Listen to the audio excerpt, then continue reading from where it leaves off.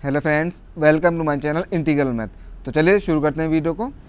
आज हम इस वीडियो के अंदर एमबीए एस्पिरेंट्स वाले बच्चों के लिए जो हमारा कोर्स है क्वांटिटेटिव एप्टीट्यूड का, उसे स्टार्ट करने जा रहे हैं। आज हमारा पहला लेक्चर है। जो कैट एग्ज़ाम की तैयारी करते हैं बच्चे, उसके लिए हम पढ़ाएंगे, और भी बहुत सारे एमबीए के एंट्रेंस होते हैं उनके लिए भी ये कोर्स है। तो वीडियो को ज़रूर देखिएगा। जो आज हम लेक्चर स्टार्ट करेंगे वो है नंबर सिस्टम। आज हम नंबर सिस्टम को पढ़ाने वाले हैं। नंबर सिस्टम का पहला लेक्चर है आज, तो लेक्चर को ज़रूर देखिएगा। इस नंबर सिस्टम जो चैप्टर है, इसके अंदर जो हम टॉपिक कवर करेंगे वो है numbers, LCM and HCF, divisibility rules, number of divisors, number of exponents, reminder, base system, units digit, tens digit and pigeonhole principal.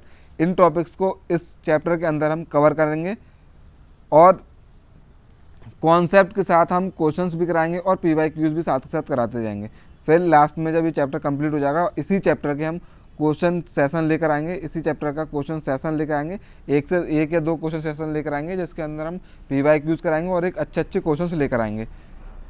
उससे पहले अगर आप इस चैनल पर नहीं तो प्लीज़ चैनल को सब्सक्राइब करें, ताकि आपको इसी तरह मैथ से रिलेटेड वीडियोज़ मिलती रहें। चलिए स्टार्ट करते हैं। सबसे पहले जो हमारा टॉपिक है नंबर सिस्टम, उसको हम शुरू कर रहे हैं। तो नंबर सिस्टम के अंदर जो चीज़ आती है वो है सबसे पहली कॉम्प्लेक्स नंबर। कॉम्प्लेक्स नंबर जो है, ये समझ लो ये सबका बाप है। कॉम्प्लेक्स नंबर के दो बेटे हैं, वो है रियल नंबर और इमेजिनरी नंबर। कॉम्प्लेक्स नंबर सबका बाप है, और कॉम्प्लेक्स नंबर के दो बेटे हैं, real number and imaginary number. Imaginary number के कोई बेटा नहीं है, लेकिन रियल नंबर के दो बच्चे हैं, एक रैशनल नंबर और एक इर्रेशनल नंबर। फिर रैशनल नंबर के तीन बेटे हुए, एक integer number, whole number and natural number. बस इन्हीं नंबर को हम वन बाय वन लेक्चर के अंदर कवर कर रहे होंगे, और एलसीएम और एचसीएफ भी स्टार्ट कर देंगे आज ही के लेक्चर में। सबसे पहले हम समझते हैं नेचुरल नंबर, जिसे आप आई थिंक 5th क्लास से पढ़ते हुए आ रहे हैं। नेचुरल नंबर जो सब बताते हैं, हम भी वही बताएंगे कि ये काउंटिंग नंबर्स होते हैं। क्या? नेचुरल नंबर जो हैं काउंटिंग नंबर्स होते हैं। किस तरह की काउंटिंग? 1 2 3 4 and so on. कहाँ तक सर? इन्फिनिटी तक। जो नेचुरल नंबर होते हैं वो 1 से स्टार्ट होते हैं, 1 2 3 4 एंड सो ऑन। कहाँ तक? इन्फिनिटी तक। नेचुरल नंबर 1 से स्टार्ट होते हैं, कहाँ तक? इन्फिनिटी तक। और याद रखने वाली बात इसमें सिर्फ ये है कि जो लोएस्ट नेचुरल नंबर होता है वो 1 है। जो सबसे छोटा नेचुरल नंबर है वो क्या है? 1 है। अब होल नंबर को देखते हैं। होल नंबर क्या होता है? होल नंबर क्या होता है? जो नेचुरल नंबर अभी हमने देखा है, जो नेचुरल नंबर अभी हमने देखा, उसके अंदर बस ज़ीरो इंक्लूड कर दो। नेचुरल नंबर्स के अंदर सिर्फ ज़ीरो इंक्लूड कर दो तो वो होल नंबर बन जाएगा। फॉर एग्ज़ाम्पल, जो होल नंबर होते हैं वो ज़ीरो से स्टार्ट होते हैं, इस तरीके से 0 1 2 एंड सो ऑन। कहाँ तक सर? इन्फिनिटी तक। जो होल नंबर होते हैं वो ज़ीरो से स्टार्ट होते हैं, 0 1 2 3 एंड सो ऑन। कहाँ तक? इन्फिनिटी तक। और जो सबसे छोटा होल नंबर है वो है ज़ीरो। जो सबसे छोटा होल नंबर है वो है ज़ीरो। ये टॉपिक हम 5th क्लास से पढ़ते हुए आ रहे हैं, उम्मीद है आपको समझ में आ रहे होंगे। और तीसरा है इंटीजर नंबर्स। तीसरा क्या है? इंटीजर। मैं आपको एक चीज़ बताना भूल गया कि जो नेचुरल नंबर होते हैं हम इन्हें कैपिटल एन से डिनोट करते हैं। नेचुरल नंबर को कैपिटल एन से डिनोट करते हैं, और जो होल नंबर होते हैं उसको कैपिटल डब्ल्यू से डिनोट किया जाता है। होल नंबर को कैपिटल डब्ल्यू से डिनोट किया जाता है। जो इंटीजर होते हैं उसको हम कैपिटल आई से डिनोट करते हैं, और इसके दो तरीके हैं डिनोट करने के, एक तो कैपिटल आई हो गया और एक जेड। इन दो तरीके से हम इंटीजर को डिनोट करते हैं। इंटीजर क्या होते हैं? अगर हम होल नंबर्स के अंदर निगेटिव ऑफ होल नंबर्स, यानी होल नंबर के अगर निगेटिव करते हैं और उसमें ज़ीरो इंक्लूड करते हैं, यानी होल नंबर के अंदर अगर निगेटिव नंबर को मिला दिया जाए, मतलब होल नंबर का निगेटिव कर दिया जाए, तो वो इंटीजर होता है। फॉर एग्ज़ाम्पल, जो इंटीजर होते हैं वो पॉजिटिव भी होते हैं और नेगेटिव भी होते हैं। मतलब 1 2 3 ऐसी कहाँ तक सर? इन्फिनिटी तक पॉजिटिव की साइड। और होल नंबर आते हैं यानी कि ज़ीरो भी आएगा, और -1 -2 इसी तरीके से कहाँ तक? माइनस इन्फिनिटी तक।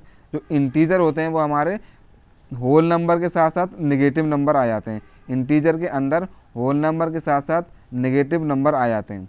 ये इंटीजर की बात हो गई। अब यहाँ पर ये दे रखा है कि 1/2 4.0032 2.5, ये जो नंबर है पाई हो गया -9.90, ये जो है होल नंबर नहीं है, होल नंबर नहीं है तो इंटीजर भी नहीं है।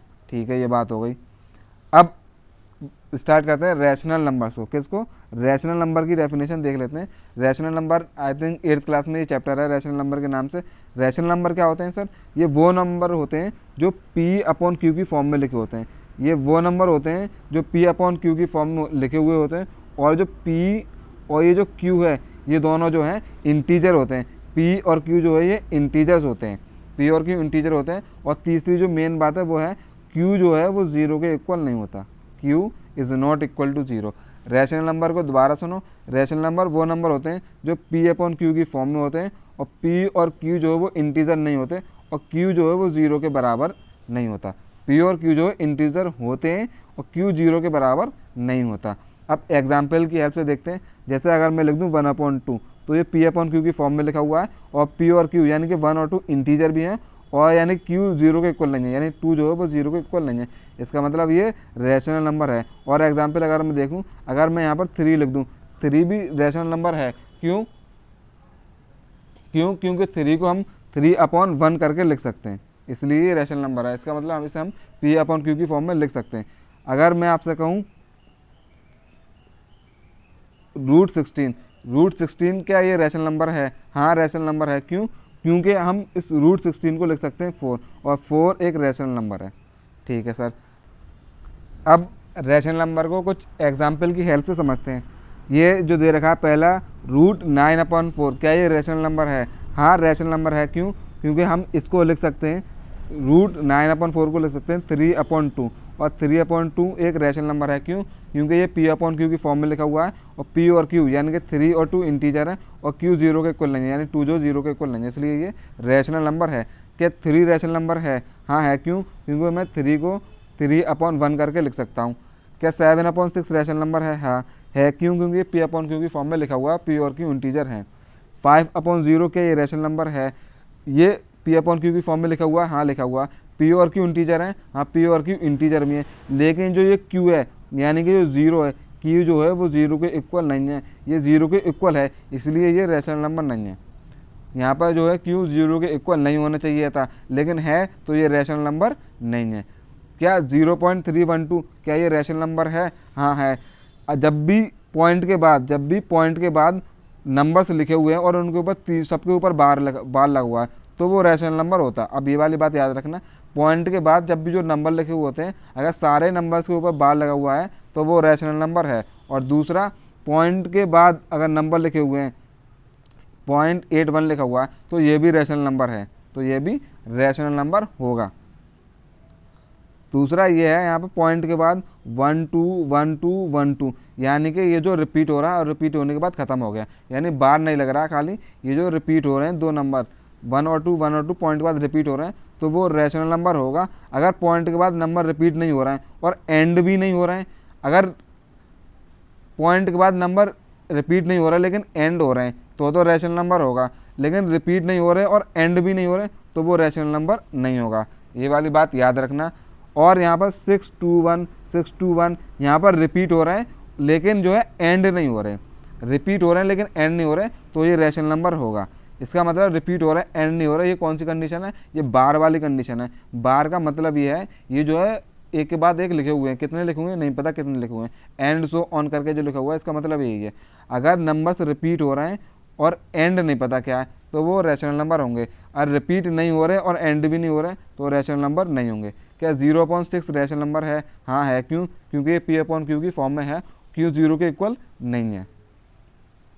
क्या √2 जो है ये रैशनल नंबर है? नहीं है। क्यों?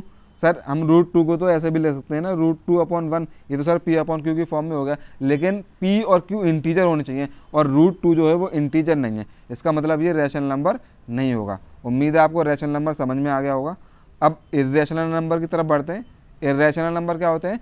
जो नंबर रैशनल नहीं होते वो इर्रेशनल होते हैं, मतलब वो नंबर जिसको हम P/Q की फॉर्म में नहीं लिख सकते, लेकिन P और Q जो हैं वो इंटीजर होते हैं। P और Q जो इंटीजर तो होते हैं, लेकिन उसे हम P/Q की फॉर्म में नहीं लिख सकते, और Q जो है वो 0 के बराबर नहीं होता, उसे हम इर्रेशनल नंबर कहते हैं। फॉर एग्जाम्पल पाई, आपने बहुत फेमस एग्जाम्पल है, पाई जो है एक इर्रेशनल नंबर है। अगर √8 करके मैं लिख दूं तो ये भी क्या है, ये भी इर्रेशनल नंबर है। और बहुत सारी एग्जांपल है इसके, अगर मैं यहाँ पर लिख दूं 3.1413 एंड सो ऑन, ये क्या है, ये भी इर्रेशनल नंबर है। क्यों? क्योंकि पॉइंट के बाद जो है 141 रिपीट भी नहीं हो रहा और ख़त्म भी नहीं हो रहा, इसका मतलब ये जो है इर्रेशनल नंबर है। अब कुछ और एग्जाम्पल देखते हैं हम इर्रेशनल नंबर की। क्या पाई इर्रेशनल नंबर है? हाँ, ये तो सबसे फेमस एग्जाम्पल है कि पाई जो इर्रेशनल नंबर है, पाई को ही हम 22/7 कहते हैं, तो ये भी इर्रेशनल नंबर होगा। और 22/7 को हम 3.14 करके लिख सकते हैं, तो ये भी इर्रेशनल नंबर है। √8 जो है ये भी इर्रेशनल नंबर है। और 0.300 ये जो है ये भी इर्रेशनल नंबर है। क्यों? क्योंकि ना तो ये रिपीट हो रहा है, रिपीट तो हो ही नहीं रहा, और ऊपर से एंड भी नहीं हो रहा, इसका मतलब ये इर्रेशनल नंबर है। इर्रेशनल नंबर है लेकिन रैशनल नहीं है, इर्रेशनल नंबर है। 0.8 क्या ये रैशनल नंबर है? नहीं, ये रैशनल नंबर है लेकिन इर्रेशनल नहीं है। क्यों? क्योंकि पॉइंट के बाद जो इसका एंड हो गया, पॉइंट के बाद अगर एंड हो गया तो ये जो इर्रेशनल नंबर नहीं है, तो ये इर्रेशनल नंबर नहीं है, इर्रेशनल नंबर नहीं है। अब ये दे रहेगा 0.63 और 6 के ऊपर बार लगा हुआ है, सिर्फ एक के ऊपर बार लगा हुआ है तो ये इर्रेशनल नंबर होगा। अगर एक के ऊपर बार लगा हुआ है तो ये इर्रेशनल नंबर होगा, अगर दोनों के ऊपर बार होता तो ये रैशनल नंबर होता। उम्मीद है रैशनल और इर्रेशनल दोनों नंबर समझ में आ गए होंगे। आगे बढ़ते हैं, अब कॉम्प्लेक्स नंबर को समझ लेते हैं। कॉम्प्लेक्स वैसे तो एक बहुत बड़ा चैप्टर है, सिर्फ कॉम्प्लेक्स नंबर कैसे दिखता है इसके बारे में भी बात कर रहे हैं, और आगे देखेंगे सिलेबस में क्या है कॉम्प्लेक्स नंबर।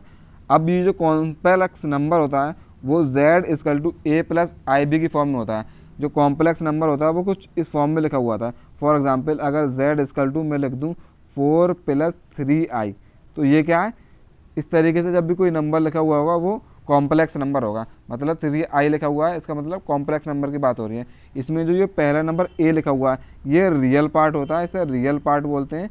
और ये जो IB, पूरा IB जो लिखा हुआ है ये इमेजिनरी नंबर होता है, और खाली b जो है वो इमेजिनरी पार्ट होता है। इसके अंदर अगर मैं बात करूँ, जो ये 4 है वो रियल पार्ट है, और ये 3i टोटल जो है ये इमेजिनरी नंबर है। अगर खाली 3 की बात करूँ, खाली 3 जो है वो इमेजिनरी पार्ट है। कॉम्प्लेक्स नंबर ये होता है, कुछ इस तरीके से दिखाई देता है, बस इतना याद रखो। अब नंबर लाइन की बात कर लेते हैं। नंबर लाइन क्या होती है?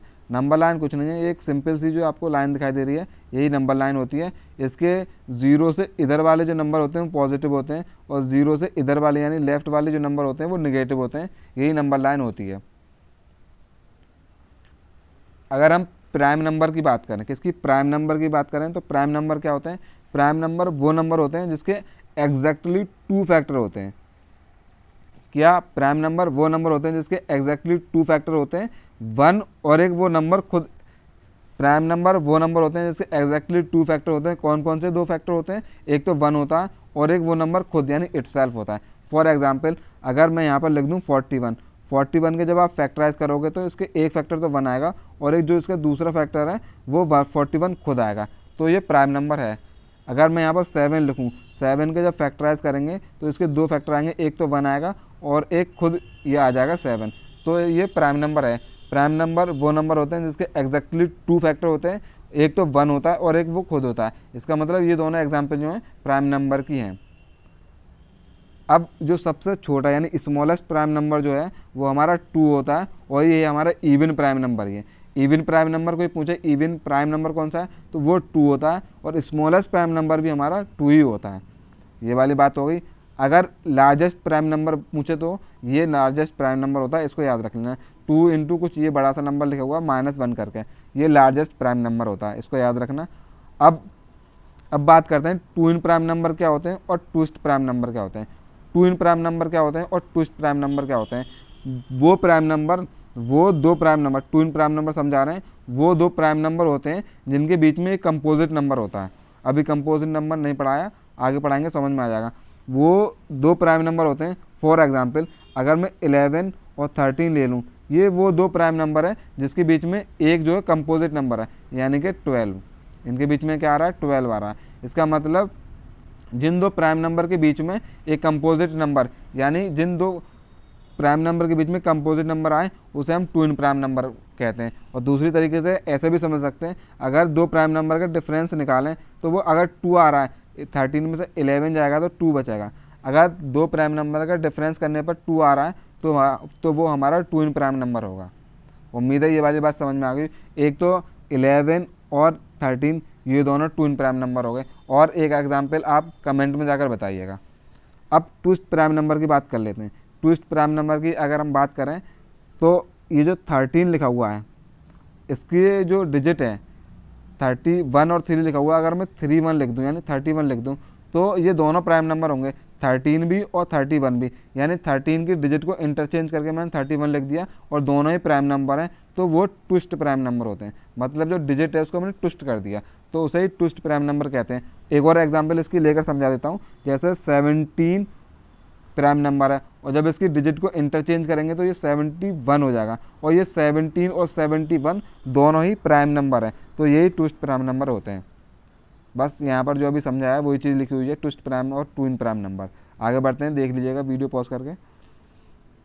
अब यहाँ पर ये एक टेबल दी हुई है, हमें एक टेबल गिवन है, किसकी गिवन है सर?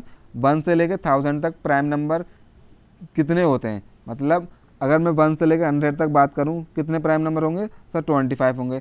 अगर 100 से 200 के बीच में कितने प्राइम नंबर होंगे? 21 होंगे। और 200 से 300 के बीच में 16 होंगे। इसी तरीके से हमने 900 से 1000 के बीच में कितने प्राइम नंबर होंगे? 14। ये लिख दिया। आप चाहें तो इस टेबल को याद कर लीजिएगा, आसानी होगी आपको क्वेश्चन सॉल्व करते वक्त। अब शुरू करते हैं, कंपोजिट नंबर क्या होते हैं। कंपोजिट नंबर किसे कहते हैं? कंपोजिट नंबर वो नंबर होते हैं जिसके मोर देन 2 फैक्टर होते हैं। कंपोजिट नंबर वो नंबर होते हैं जिसके मोर देन 2 फैक्टर होते हैं।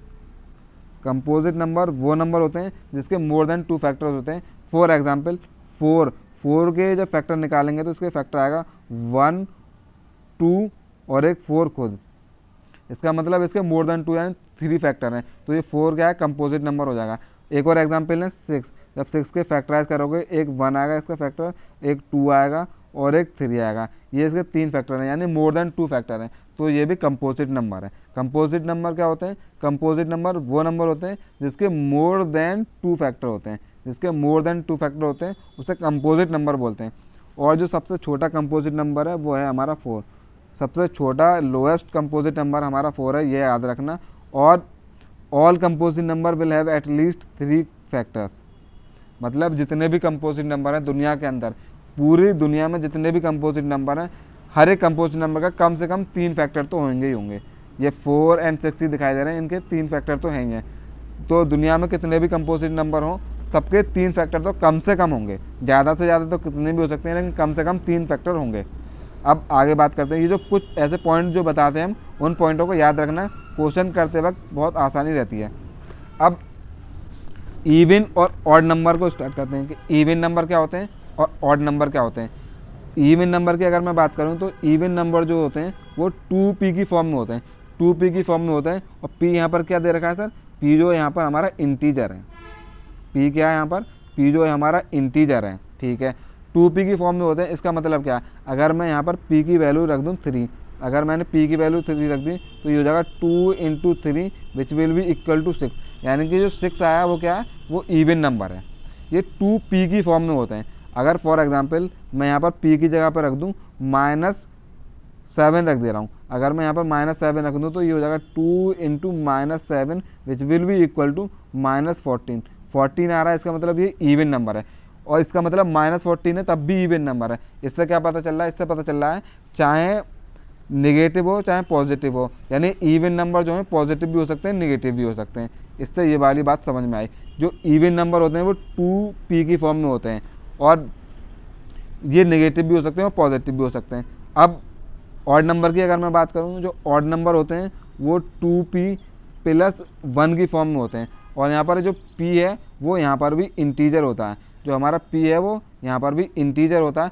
2p + 1 की फॉर्म में होते हैं। मतलब अगर मैं p की जगह पर यहाँ पर 4 रख दूँ तो ये क्या हो जाएगा? 2 × 4 + 1, यानी 2 4 जा 8 + 1 9। और 9 क्या है हमारा सर? 9 जो है ऑड नंबर है। अगर मैं यहाँ पर p की जगह पर -1 रख दूँ, अगर मैं -1 रखूँगा तो ये हो जाएगा 2 × p की जगह पर -1 + 1, यानी ये हो जाएगा -2 + 1 which will be equal to -1, और ये -1 है, 1 है, इसका मतलब ये ऑड नंबर है, 1 जो है ऑड नंबर है। इसका मतलब ऑड नंबर भी पॉजिटिव भी हो सकते हैं और निगेटिव भी हो सकते हैं। ये वाली बात हमें समझ में आ गई। ऑड और इवन नंबर समझ में आ गए। Yes sir. अब तक जो हम ऑड नंबर और इवन नंबर पढ़ते हुए हैं वो क्या होता है सर, इवन नंबर जो है ये वो नंबर होते हैं जो डिविजिबल होते हैं, यानी कि वो नंबर जो डिविजिबल होते हैं, जो 2 से डिवाइड हो जाते हैं, यानी वो नंबर जो 2 से डिविजिबल होते हैं, यानी जो वो नंबर जो 2 से डिवाइड हो जाते हैं उसे इवन नंबर बोलते हैं, और जो 2 से नॉट डिविजिबल होते हैं, वो नंबर जो 2 से डिविजिबल नहीं होते उसे ऑड नंबर कहते हैं। ये अब तक हम पढ़ते हुए आए थे। क्या, इवन नंबर वो होते हैं जो 2 के डिविजिबल होते हैं, और ऑड नंबर वो होते हैं जो 2 के डिविजिबल नहीं होते। उम्मीद है आपको इवन और ऑड नंबर समझ में आ गए होंगे। अब ये कुछ पॉइंट हैं दो, इन्हें याद रखना है। पता तो सबको होते हैं लेकिन याद रखना ज़रूरी है। क्या क्या, जो 1 है, जो 1 जो है वो नाइदर प्राइम और नॉर कंपोजिट है, यानी कि जो 1 है वो ना तो प्राइम नंबर है और ना ही कंपोजिट नंबर है। क्यों? क्योंकि सबसे छोटा प्राइम नंबर हमारा 2 होता है। हमने देखा था कि सबसे छोटा प्राइम नंबर 2 है, और सबसे छोटा जो कंपोजिट नंबर है वो हमारा 4 है।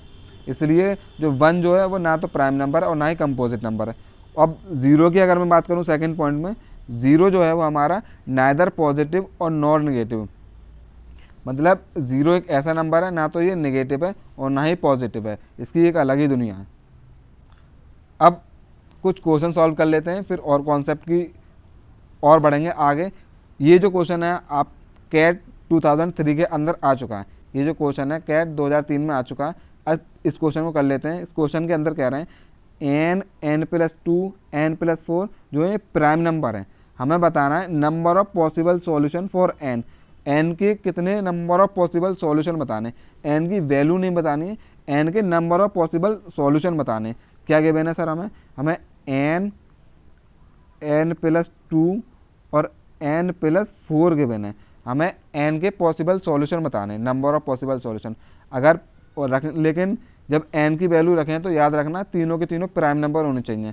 ये तीनों जो है प्राइम नंबर गिवन है। क्यों? क्योंकि n, n+2, n+4 तीनों के तीनों प्राइम नंबर है। अब n की वैल्यू रखकर पुट करते हैं। अगर मैं n की वैल्यू 1 रखूँगा, 1 तो रख नहीं सकता। क्यों? क्योंकि यहाँ पर प्राइम नंबर रखना है और सबसे छोटा प्राइम नंबर हमारा 2 है। अगर मैं यहाँ पर 2 रखता हूँ, मान लो n की जगह पर मैंने 2 रखा, जब यहाँ पर n की जगह पर 2 रखूँगा तो 2 + 2 ये हो जाएगा 4, जब यहाँ रखूँगा तो 2 + 4 ये हो जाएगा 6। इसका मतलब पहला तो प्राइम नंबर आ गया, लेकिन 4 और 6 ये प्राइम नंबर नहीं है। इसका मतलब यहाँ पर जो है n की वैल्यू 2 तो हो नहीं सकती। इसका मतलब n की जो वैल्यू है 2 तो हम रख नहीं सकते। क्यों? क्योंकि 2 रखने पर प्राइम नंबर हो ही नहीं रहे तीनों। अगर मैं n की जगह पर 3 रख दूँ, क्यों? क्योंकि 3 भी प्राइम नंबर है, तो यहाँ पर n की जगह पर 3 रखा, और जब यहाँ पर n की जगह पर 3 रखेंगे सेकंड वाले में तो ये हो जाएगा 3 + 2 5। यहाँ पर रखूँगा तो 3 + 4 ये हो जाएगा 7, और 3 5 7, और ये तीनों ही क्या है, ये तीनों ही प्राइम नंबर है। इसका मतलब हम एक जो वैल्यू है 3 वो पुट कर सकते हैं। इससे जो बड़ी वैल्यू है वो 5 पुट करूँ तो n की जगह पर एक पहला तो 5 आ गया, दूसरा n+2 यानी कि 5 + 2 7, ये भी प्राइम नंबर ठीक है। अगर 5 + 4 तो ये 9 हो जाएगा, और 9 जो है वो प्राइम नंबर नहीं है। इसका मतलब मैं 4 जो है नहीं रख सकता। सिर्फ 3 एक ऐसा नंबर है, सिर्फ 3 एक ऐसा नंबर है जो इस कंडीशन को फुलफिल कर रहा है। तो नंबर ऑफ सॉल्यूशन कितने हो गए सर? एक ही हुआ है। नंबर ऑफ सॉल्यूशन जो है 1 है। आप n=3 निकल कर आया, गलती से आंसर में c मत कर जाना। क्यों? क्योंकि हमें नंबर ऑफ सॉल्यूशन बताने, n की वैल्यू नहीं बतानी। n की वैल्यू 3 है लेकिन नंबर ऑफ सॉल्यूशन बताने तो वो 1 हो जाएगा, यानी ए इसका करेक्ट आंसर हो जाएगा। उम्मीद है समझ में आया होगा। अच्छा क्वेश्चन था। क्यों? क्योंकि कैट के अंदर आ चुका है। वैसे भी ये तो अच्छा क्वेश्चन तो हो गई। अब ये दूसरा क्वेश्चन है, ये भी कैट 2003 में आ चुका है। इस क्वेश्चन के अंदर क्या कह रहे हैं ये समझ लेते हैं। इस क्वेश्चन के अंदर x और जो y है ये पॉजिटिव इंटीजर हमें गिवन है। x और y पॉजिटिव इंटीजर गिवन है, और यहाँ पर जो x है वो प्राइम नंबर है और y जो है वो कंपोजिट नंबर है। प्राइम नंबर, कंपोजिट नंबर अभी हमने पढ़ाया है, समझ में आ गया होगा। x यहाँ पर कंपोजिट प्राइम नंबर है और y यहाँ पर कंपोजिट नंबर है। हमें बताना which of the following is true, मतलब ये 4 ऑप्शन दे रखे हैं, 4 ऑप्शन में से कौन सा ऑप्शन करेक्ट है ये बताना है। अगर पहले वाले ए ऑप्शन को अगर मैं देखूं, पहले वाला जो ए ऑप्शन है वो हमें दे रखा है y - x। y क्या है यहाँ पर? कंपोजिट है, यानी composite minus prime. Composite minus prime का मतलब है अगर मैं कंपोजिट जो हमारा 4 है, 4 मैंने कंपोजिट ले लिया, x यानी प्राइम अगर मैं लूँ 2 प्राइम ले लिया, तो ये हो जाएगा 2 निकल कर आया। पहले स्टेटमेंट में क्या कह रहे हैं, क्या y minus x can not be a even integer, जो y माइनस एक्स है क्या वो इवन इंटीजर नहीं हो सकता, क्या ये y minus x even integer नहीं हो सकता, लेकिन y माइनस एक्स जो इवन इंटीजर हो रहा है, अगर हो रहा है तो स्टेटमेंट गलत हो जाएगा। इसका मतलब ये जो ऑप्शन हमारा सही नहीं है। अब दूसरा ऑप्शन की तरफ देखो, दूसरा ऑप्शन क्या कह रहा है, दूसरा ऑप्शन कह रहा है x into y, x into y क्या ये इवन इंटीजर नहीं है, x इंटू वाई क्या इवन इंटीजर नहीं होगा, ये देखना है हमें। चलो x इंटू वाई कर देख लेते हैं। x क्या है सर, x हमारा प्राइम है और y क्या है, कंपोजिट है। जब इसे मल्टीप्लाई करेंगे तो 2 4 जा 8, और 8 जो है हमारा इवन इंटीजर है। अगर इवन इंटीजर है तो ये वाला ऑप्शन भी नहीं होगा। क्यों, क्योंकि इसमें कह रहा है x y can not be ये इवन इंटीजर। अगर इवन इंटीजर नहीं होता, यहाँ पर कुछ इवन इंटीजर नहीं आता, तो ये ऑप्शन यहीं पर सही हो जाता, यानी कि क्वेश्चन ही खत्म हो जाता, मतलब आंसर यही हो जाता। लेकिन यहाँ पर x y can not be a even integer, इसमें कह रहा है क्या एक्स वाई इवन इंटीजर नहीं होगा, लेकिन हो रहा है, इसका मतलब ये ऑप्शन भी नहीं होगा। अब तीसरा ऑप्शन दे रखा है x plus y divide by x can not be a even integer, क्या x plus y divided by x क्या ये इवन इंटीजर नहीं होगा, इसे भी चेक कर लेते हैं। चलो x की वैल्यू 2 रखते हैं, x की वैल्यू 2 रख लेते हैं, और y यानी कंपोजिट 4 रख दे रहे हैं, और डिवाइडेड बाई 2, यानी कि जब इसे सॉल्व करेंगे 2 + 4 हो जाएगा कितना, 2 + 4 हो जाएगा 6, और 6 को 2 से डिवाइड करेंगे तो आंसर आएगा 3। और ये 3 जो है इवन इंटीजर नहीं है। लेकिन अब ये वाले स्टेटमेंट तो सही हो रहा है, लेकिन हमें और वैल्यू पुट कर देखनी है, हमें और वैल्यू पुट कर देखनी है। अच्छा ठीक है, कंपोजिट नंबर पहले तो हमने 4 लिया था, अब कंपोजिट नंबर को चेंज कर दे रहे हैं। अब कंपोजिट नंबर ले रहे हैं हम 6।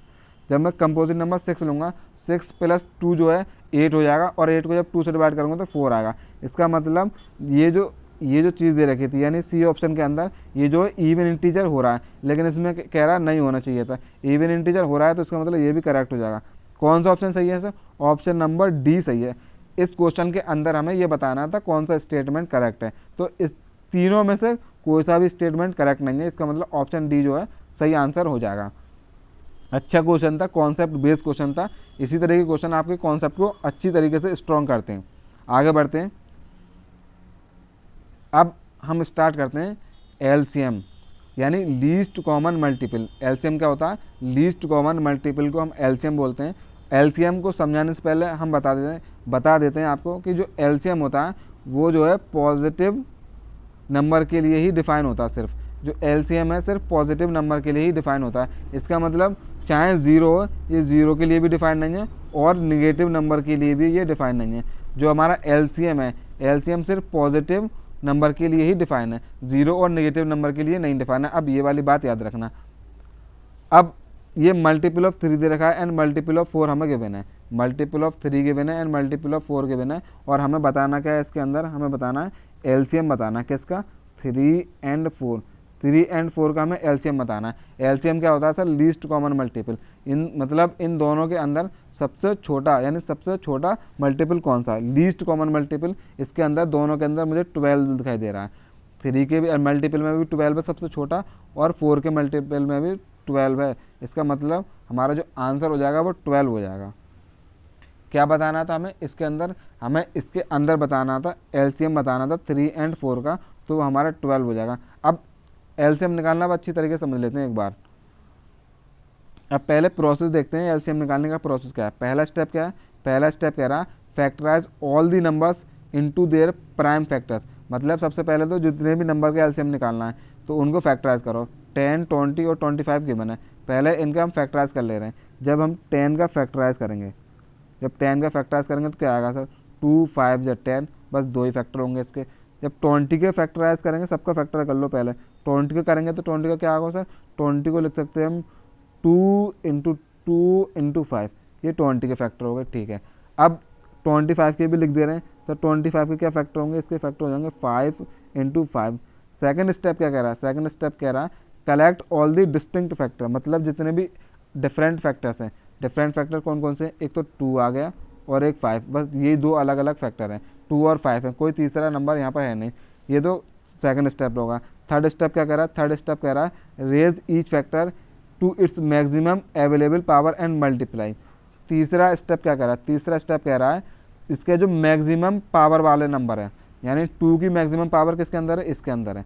यानी 2 इंटू 2 यानी 2 की पावर 2 दे रखा है, उसको लो 2 की पावर 2 ले लिया और मल्टीप्लाई कर दो उसको, और जो कौन सा दे रखा और दूसरा दे रखा हमें 5, और 5 की पावर यहाँ पे 5 इंटू 5 यानी 5 की पावर 2, ये भी मैक्सिमम है।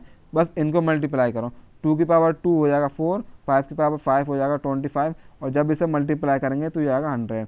इसका मतलब जो एलसीएम है 10, 20 और 25 का कितना आ रहा है सर, 100 आ रहा है। इस तरीके से हम एलसीएम को कैलकुलेट करते हैं। अब एक और एग्जाम्पल की हेल्प से समझ आते हैं, उम्मीद है आपको अच्छी तरीके से समझ में आएगा ये। इसके अंदर हमें एलसीएम बताना है 35, 45 और 55 का। ठीक है सर, सबसे पहले क्या करना है, सबसे पहले सबका फैक्टराइज करना है। जब सबको फैक्टराइज करेंगे, जब 35 का फैक्टराइज करेंगे तो ये हो जाएगा 5 इंटू 7। फैक्टराइज कैसे करते हैं, कुछ नहीं है, फैक्टराइज बहुत आसान है, आपने पढ़ ही रखा होगा। ये दे रखा 35 फैक्टराइज करना है, जो सबसे छोटा नंबर है उससे मल्टीप्लाई कर दो, जब सबसे छोटा नंबर है उससे डिवाइड कर दो, तो सबसे छोटा जो नंबर है वो है हमारा 5 से करेंगे तो ये आएगा 5 7 जा 35, तो 7 बन जा 7। इस तरीके से ये दो इसके फैक्टराइज आए 5 इंटू 7, वो हमने लिख दिए। इसी तरीके से 45 के करेंगे, जब 45 के करेंगे तो ये हो जाएगा 5 9 जा 45, ये इसके दो फैक्टर हो गए। जब 55 के करेंगे तो ये हो जाएगा 5 इंटू 11, ये इसके फैक्टराइज हो गए। इसका मतलब हमने इनके सबके फैक्टर निकाल लिए। उसके बाद दूसरा स्टेप था, जितने भी डिस्टिंक्ट नंबर हैं, यानी डिस्टिंक्ट जो नंबर है उन्हें कलेक्ट कर लो। एक तो 5 दे रखा है इसमें, एक 7 दे रखा है, 9 दे रखा है और 11 दे रखा है। ठीक है सर, ये डिस्टिंक्ट नंबर हमने कलेक्ट कर लिए। उसके बाद तीसरा स्टेप क्या था, तीसरा स्टेप था जिसकी सबसे ज़्यादा मैक्सिमम पावर हो, सबकी पावर बना है यहाँ पर सबकी पावर, इसके अंदर भी 5 7 की पावर बना है, 5 9 की पावर बना है, 5 11 की पावर बना है। सबके अंदर 5, सबके अंदर अगर पावर इक्वल है तो सीधे सीधे मल्टीप्लाई कर दो। जब हम इस चीज़ को मल्टीप्लाई करेंगे तो हमारा आंसर आएगा 3465। 3465 ये हमारा आंसर आएगा, कैलकुलेट करके चेक कर लेना। तो ये हमारा एलसीएम हो जाएगा। इसका मतलब इन तीनों का जो हमारा एलसीएम निकल कर आया कितना आया, 3465। ठीक है सर, एलसीएम निकालना हमसे आ गया। अब एचसीएफ की बात करते हैं। अब किसकी बात करते हैं, अब बात करते हैं हम एचसीएफ की। अगर एक और क्वेश्चन, एक और एग्जाम्पल लेकर देख लेते हैं एलसीएम की, ताकि आपको और अच्छी तरीके से समझ में आए। फॉर एग्जाम्पल हम एक और एग्जाम्पल ले रहे हैं, यानी कि 6 9 और 15। ये मैं एक एग्जाम्पल ले रहा हूँ एलसीएम को, ताकि आपको और अच्छी तरीके से समझ में आए। पहला स्टेप है सबके फैक्टराइज कर लो। जब 6 का मैं फैक्टराइज करूँगा, कैसे करते हैं सर, 6 के फैक्टराइज तरीके से करते हैं, 2 3 जा 6 और 3 1 जा 3। कितने फैक्टर आए सर, 6 के जो फैक्टर है वो आए 2 और 3। जब 9 को फैक्टराइज करेंगे तो 9 के फैक्टर आएंगे 3 इंटू 3। जब इसी तरीके से 15 को फैक्टराइज करेंगे तो 15 के जब फैक्टर करेंगे तो 15 के फैक्टर आएंगे 3 इंटू 5। उसके बाद क्या करना है, जितने भी डिस्टिंक्ट नंबर है उन्हें निकाल लो। डिस्टिंक्ट नंबर एक तो 2 है, एक 3 और एक 5, ये डिस्टिंक्ट नंबर है। और जो मैक्सिमम पावर इस वाले के अंदर है कितनी, 3 की पावर 2, तो 3 की पावर 2 ले लो। तो यहाँ पर 3 की पावर हमने 2 ले लिया। ठीक है, बस यही 3 की पावर 2 जो है मैक्सिमाइज है, बस इसको आपस में मल्टीप्लाई कर दो। जब इसको आपस में मल्टीप्लाई करेंगे तो 3 की पावर 2 हो जाएगा 9, 9 5 जा 45, और 45 को जब 2 से मल्टीप्लाई करेंगे तो आंसर आ जाएगा 90। तो हमारा एलसीएम इसका हो जाएगा 90। इस तरीके से हम एलसीएम के क्वेश्चन करते हैं। आगे बढ़ते हैं। अब हमारा स्टार्ट होगा एचसीएफ, यानी हाईएस्ट कॉमन फैक्टर। अभी हमारा जो एलसीएम है वो कंप्लीट नहीं हुआ, लेकिन बेसिक अभी हमने पढ़ा दिया। आगे इसके और क्वेश्चन कराएंगे और कॉन्सेप्ट को समझेंगे एलसीएम के, अभी बेसिक पढ़ा रहे हैं सिर्फ। एचसीएफ की अगर मैं बात करूं तो ये होता है हाईएस्ट कॉमन फैक्टर। एचसीएफ हमारा होता है हाईएस्ट कॉमन फैक्टर, और इसी का दूसरा नाम है जीसीडी, यानी एचसीएफ को हम जीसीडी ग्रेटेस्ट कॉमन डिवाइज़र भी बोलते हैं। एचसीएफ को हम जीसीडी यानी ग्रेटेस्ट कॉमन डिवाइज़र भी बोलते हैं। और ये जो एचसीएफ है ये भी सिर्फ पॉजिटिव नंबर के लिए ही डिफाइन है। जो एचसीएफ है ये भी पॉजिटिव नंबर के लिए ही डिफाइन है। इसका मतलब ये 0 के लिए भी डिफाइन नहीं है और नेगेटिव नंबर के लिए भी डिफाइन नहीं है, सिर्फ पॉजिटिव नंबर के लिए ही एचसीएफ और एलसीएम दोनों डिफाइन है। आगे बात करते हैं। अब यहाँ पर 20 के फैक्टर गिवन है और हमें 30 के फैक्टर गिवन है। एचसीएफ क्या होता है सर, एचसीएफ होता है हमारा हाईएस्ट कॉमन फैक्टर। अब ये फैक्टर गिवन है दोनों के, अब इसके अंदर हाईएस्ट हो और कॉमन हो। हाईएस्ट कॉमन फैक्टर देखना है, 1 और 2 2 2 ये कॉमन तो है, लेकिन हाईएस्ट जो है हमारा 10 है। हाईएस्ट जो कॉमन फैक्टर है दोनों के अंदर कॉमन हो और हाईएस्ट हो वो 10 है। इसका मतलब जो HCF हो जाएगा, इसका मतलब जो HCF हो जाएगा 20 का और किसका सर 30 का, वो हमारा 10 हो जाएगा। ठीक है सर, हमारा जो HCF है वो 20 और 30 का 10 हो गया। हाईएस्ट कॉमन फैक्टर HCF के अंदर देखा जाता है। फॉर एग्जांपल पहले इसका प्रोसेस देख लेते हैं क्या है। सबसे पहले स्टेप क्या है, फैक्टराइज करना है, वही LCM वाला है, सबसे पहले फैक्टराइज करना है। ठीक है, जब 100 को हम फैक्टराइज करेंगे, जब 100 को हम फैक्टराइज करेंगे तो 100 का फैक्टराइज करने पर आ जाएगा, ये हो जाएगा 2 की पावर 2 इंटू 5 की पावर 2। ये इसके फैक्टर होंगे, आप निकाल कर देख लीजिएगा इस तरीके से। कैसे, जैसे 100 दे रखा है, इसके 100 के फैक्टर निकालना। 2 से करेंगे तो 250 जा 100 हो जाएगा। इसे भी फिर 2 से करेंगे तो 25 2 जा 50 हो जाएगा। इसे 5 से करेंगे, 5 5 जा 25, फिर 5 से करेंगे तो 5 1 जा 5। इस तरीके से सारे फैक्टर निकालने, यानी 2 जो 2 बार है वो मैंने लिख दिया, 5 भी 2 बार है वो मैंने लिख दिया। इस तरीके से आप 100 200 250 के फैक्टर निकाल कर देख लीजिएगा। अब जब 200 के हम फैक्टर निकालेंगे, जब 200 के फैक्टर निकालेंगे तो इसके फैक्टर आएंगे 2 की पावर 3 इंटू 5 की पावर 2। ठीक है सर, और जब 250 के जब हम फैक्टर निकालेंगे तो इसके फैक्टर क्या आएंगे, इसके फैक्टर आएंगे 5 की पावर 3 इंटू 2। ये हमारे फैक्टर निकल आए 100 के, 200 के और 250 के। अब जो सेकंड स्टेप में क्या करना है, सेकंड स्टेप इसका अलग है। सेकंड स्टेप कह रहा है collect all the common factor. इसमें जो कॉमन फैक्टर है उसे कलेक्ट कर लो। ठीक है, इसको यहाँ पर रफ कर दे रहे हैं। क्या करना है, हमें जितने भी कॉमन फैक्टर हैं उसे कलेक्ट करना है। इसके अंदर जो कॉमन फैक्टर है, अब 3 नंबर दे रहेंगे तो तीनों में कॉमन फैक्टर होने चाहिए। तीनों के अंदर जो कॉमन फैक्टर है, एक तो 2 है और दूसरा 5 है। ठीक है सर, ये वाली बात समझ में आ गई। थर्ड स्टेप कह रहा है रेज ईच पावर। उसमें जो पावर मैक्सिमम वाले लेते थे, लेकिन हाईएस्ट कॉमन यानी HCF के अंदर मिनिमम पावर लेंगे। तो मिनिमम पावर जो है 2 की वो 1 है, तो मिनिमम पावर है 2 की इसके अंदर 1 है, तो 2 की पावर 1 ले ली। मल्टीप्लाई करना है, और जो 5 की मिनिमम पावर क्या है सर, 5 की पावर यहाँ पर 3 है और यहाँ पर 2 है। मिनिमम पावर जो 5 की वो 2 है।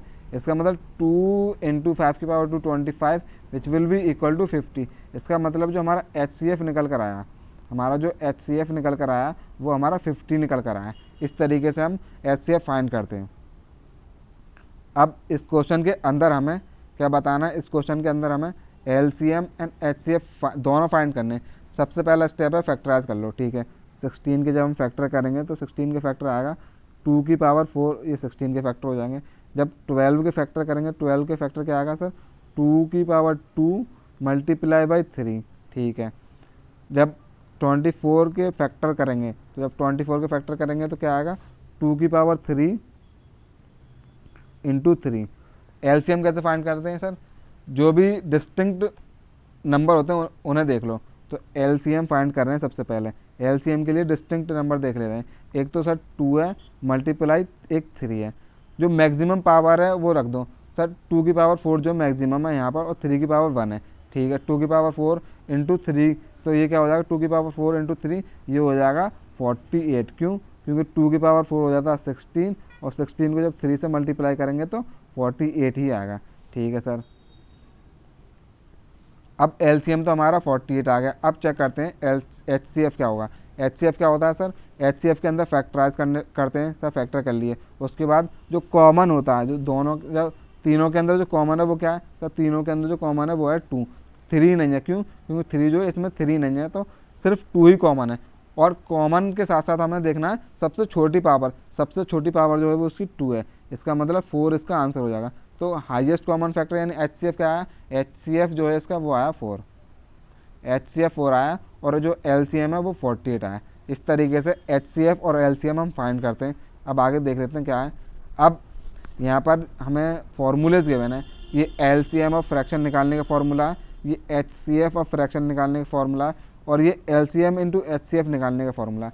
अब ये जो फॉर्मूला है LCM ऑफ फ्रैक्शन निकालने का क्या है सर, ये है LCM ऑफ फ्रैक्शन, जिसका फ्रैक्शन निकालते हैं तो उसका जो न्यूमरेटर है ऊपर आएगा। मतलब LCM ऑफ फ्रैक्शन निकालें तो LCM जो न्यूमरेटर का LCM करेंगे।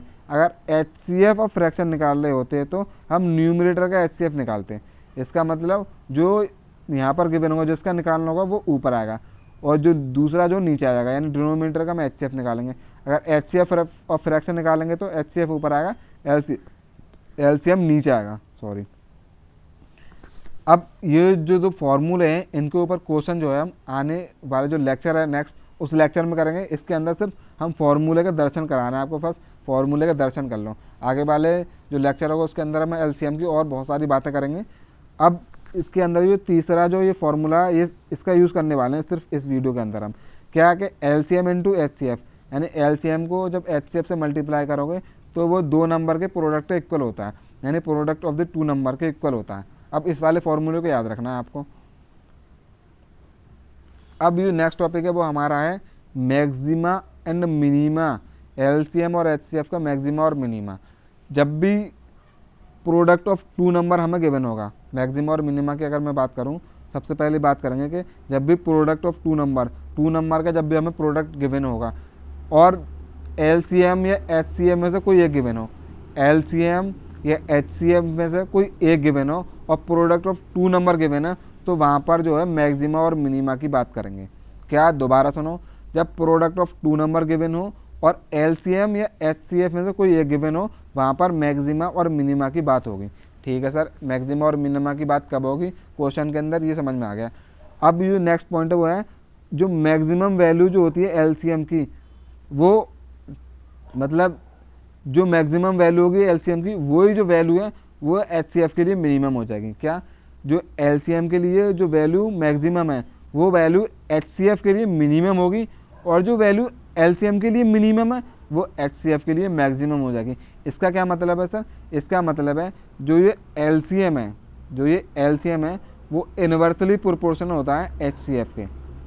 जो LCM है वो इन्वर्सली प्रोपोर्शन होता है HCF के। ये दोनों इन्वर्सली प्रोपोर्शन है, यानी कि अगर LCM बड़ा होगा तो LCF सबसे छोटा होगा।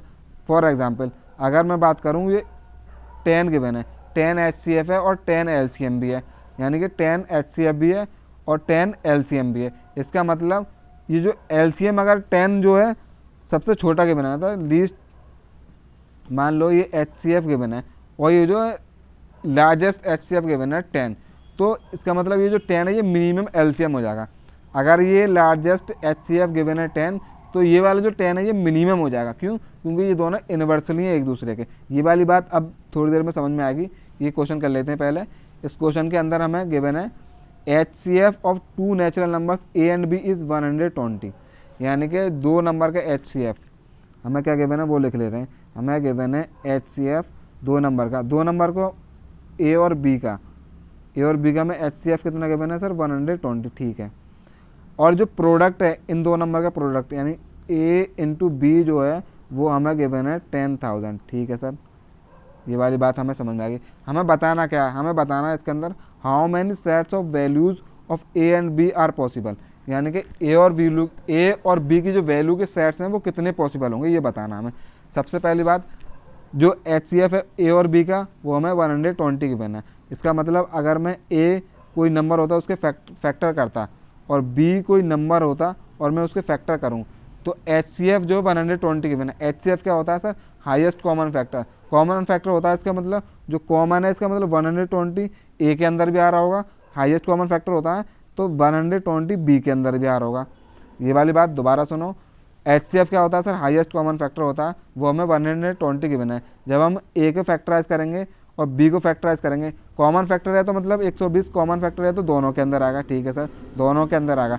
अगर दोनों के अंदर आएगा इसमें तो हमें प्रोडक्ट A और B का प्रोडक्ट गिवन है कितना 10,000, लेकिन जब मैं इसका प्रोडक्ट करूँगा यानी इन दोनों को जब मैं प्रोडक्ट करूँगा 120 इंटू 120 तो ये आएगा इतना, यानी कि 1440 इतना।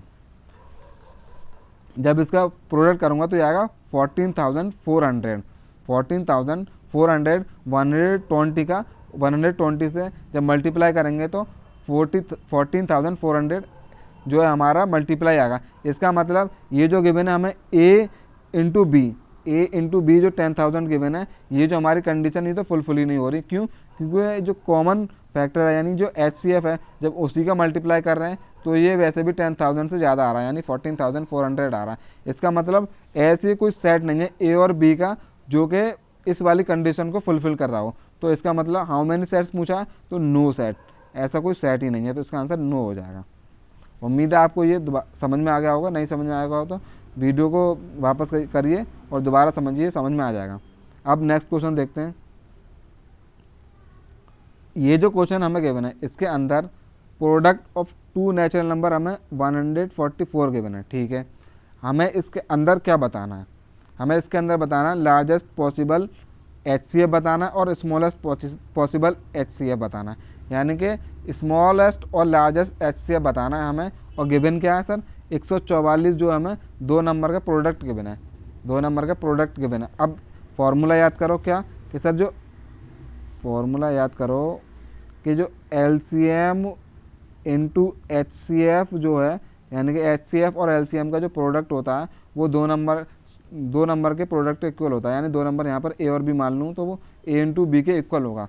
अगर वो A इंटू बी के इक्वल होगा, गिवन क्या है sir, product of two natural number हमें 144 गिवन है, ठीक है। प्रोडक्ट ऑफ टू नंबर हमें 144 गिवन है। अगर हमें लार्जेस्ट पॉसिबल नंबर बताना है, जब 144 का मैं फैक्टराइज करूँगा, यानी तो जब फैक्टराइज करूँगा तो 12 इंटू 12 आएगा। जब इसको फैक्टराइज करूँगा तो 12 इंटू 12 आएगा। इसका मतलब LCM भी 12 आ रहा है और HCF भी 12 आ रहा है। क्यों? क्योंकि कंपेयर करके देख लो, जब कंपेयर करोगे तो LCM भी 12 आ रहा है और HCF भी 12 आ रहा है। इसके अंदर जो लार्जेस्ट पॉसिबल HCF बताना है, तो लार्जेस्ट पॉसिबल HCF जो है हमारा वो 12 हो जाएगा। तो लार्जेस्ट पॉसिबल वो जो HCF है वो हमारा 12 हो जाएगा। इसका मतलब अगर लार्जेस्ट पॉसिबल HCF अगर हमारा 12 है इसके अंदर, तो ये जो 12 है ना, वो ये लीस्ट LCM हो जाएगा, यानी कि स्मॉलेस्ट पॉसिबल LCM हमारा 12 होगा यहाँ पर, अगर लार्जेस्ट HCF है। क्यों? क्योंकि ये दोनों आपस में इन्वर्सली प्रोपोर्शन है। ये वाली बात हमारी हो चुकी है। हमें लार्जेस्ट पॉसिबल बताना था, वो हमारा क्या आ गया सर, वो हमारा आ गया 12। हमें स्मॉलेस्ट पॉसिबल बताना है, स्मॉलेस्ट पॉसिबल बताना है। इसका क्या मतलब है, जब 12 इंटू 12 करा तो 144 आया। जब 1 इंटू 144 करोगे तो ये भी 144 के इक्वल आएगा। इसका मतलब जो ये 144 है वो तो LCM हो जाएगा। क्यों? क्योंकि जो लार्जेस्ट पॉसिबल LCM है वो हमारा 12 आ चुका है। इसका मतलब ये जो LCM आया 144 लार्जेस्ट, और ये जो 1 है वो जो हमारा स्मॉलेस्ट पॉसिबल HCF आया है। तो स्मॉलेस्ट पॉसिबल जो HCF हमारा वो 1 आया है, और जो लार्जेस्ट पॉसिबल HCF है वो हमारा 12 आया है। उम्मीद है आपको ये क्वेश्चन समझ में आ गया होगा। अब आगे बढ़ते हैं। ये जो क्वेश्चन हम करा रहे हैं ये आपके कॉन्सेप्ट को स्ट्रॉन्ग करने के लिए करा रहे हैं। अब इस क्वेश्चन को देखो, इस क्वेश्चन के अंदर भी हमें product of two natural number given है 144। अब इसके अंदर बताना है हमें how many different values of LCM are possible for this two natural number. मतलब ये जो दो नेचुरल नंबर हैं उनका प्रोडक्ट गिवन है 144, उसके कितने पॉसिबल वैल्यूज़ होंगे LCM की, वो बतानी है। गिवन क्या है सर, हम जानते हैं LCM इंटू HCF ये इक्वल होता है किसके, LCM इंटू HCF इक्वल होता है प्रोडक्ट ऑफ टू नंबर्स, यानी A और B हमने मान लिया। इसका मतलब हमें प्रोडक्ट ऑफ टू नंबर हमें 144 गिवन है। जब इसका फैक्टर करेंगे तो वो आएगा 12 इंटू 12। अब पिछले क्वेश्चन में जो देखा था हमने, ये जो 12 था वो लार्जेस्ट पॉसिबल HCF था, लेकिन ये जो 12 है यहाँ पे LCM क्या हो जाएगा, तो सबसे छोटा स्मॉलेस्ट पॉसिबल LCM जो हमारा 12 हो जाएगा। एक वैल्यू डिफरेंट वैल्यू निकालनी है ना, पॉसिबल कितनी होंगी ये बतानी है। एक वैल्यू तो हमारी 12 हो गई LCM की, एक वैल्यू जो हमारी 12 हो गई LCM की, और बाकी वैल्यू हमें निकालनी है सेम इसी तरीके से। जब और वैल्यू निकालेंगे जो हमारा 12 हाईएस्ट वैल्यू आई है, पहले इसका फैक्टराइज कर लो, मतलब इसके मल्टीपल ढूंढो। जब 12 के हम मल्टीपल ढूंढेंगे तो एक तो 1 हो जाएगा, क्योंकि 1 तो सबका ही मल्टीपल होता है। 12 का 2 भी हो जाएगा, 3 भी हो जाएगा, 4 भी हो जाएगा, और 6 और 12 ये जो हैं 12 के मल्टीपल हैं। अब क्या करना है, कुछ नहीं करना है, बस HCF, ये जो हमने HCF है ना, HCF इसके मल्टीपल निकालने, जो HCF आया था हमारा, जब इसके मल्टीपल ये आए, बस कुछ नहीं करना है। जब HCF हम 12 रख रहे हैं तो हमारा LCM 12 आ रहा है, ठीक है। जब HCF हमने 12 रखा तो LCM में 12 आया। क्यों? क्योंकि यहाँ पर साफ साफ दिखाई दे रहा है LCM और HCF जब इक्वल हैं तो तब ये वाली कंडीशन हो रही है। जब मैं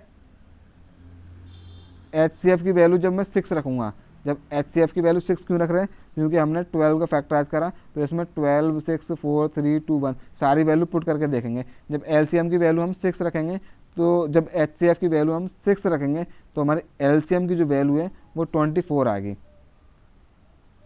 अब सर हमें ये कैसे पता चलेगा, सर HCF की वैल्यू तो हमने 6 है, तो 24 हमें कैसे समझ में आएगा, वो ऐसे समझ में आएगा जब यहाँ पर 12 की जगह पर जब आप 6 रखोगे, HCF की वैल्यू 6 रखनी है, जब इस 12 की जगह पर 6 रखोगे तो LCM की वैल्यू तो खुद ब खुद निकल आएगी। क्यों, क्योंकि 144 राइट हैंड साइड में गिवन है हमें। ठीक है सर, सर एक बार करके दिखा दीजिए। ठीक है, एक सेकंड रुको, एक पेज ऐड कर लेते हैं हम। हमारा जो है फॉर्मूला है LCM इंटू HCF, वो हमारा होता है प्रोडक्ट ऑफ टू नंबर, जो कि 144 गिवन है।